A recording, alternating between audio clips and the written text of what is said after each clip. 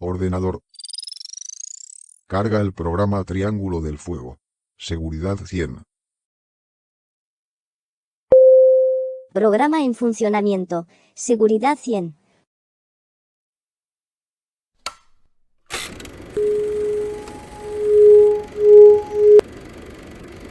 Oxígeno.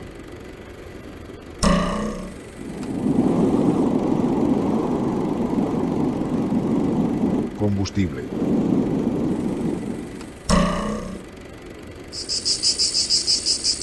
Calor.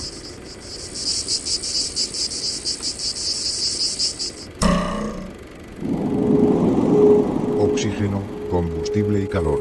Estos tres elementos forman el triángulo del fuego.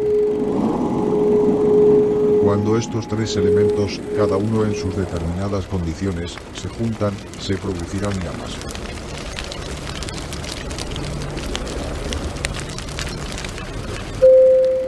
Cuando hablamos de calor, no nos referimos a la temperatura ambiental, sino a la temperatura suficiente como para, en presencia de los otros dos elementos, provocar llamas.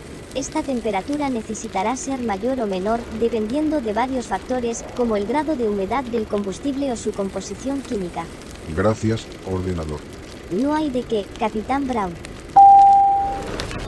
Las llamas calentarán el combustible cercano, provocando más llamas.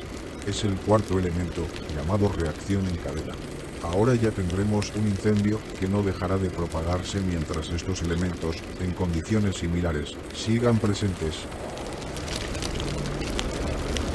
Si este incendio se desarrolla en terreno forestal de manera descontrolada, tendremos un incendio forestal.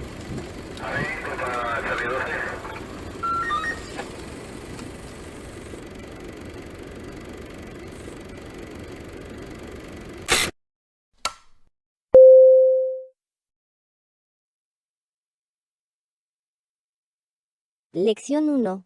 El triángulo del fuego. Primera parte. Seguridad 100. Programa finalizado.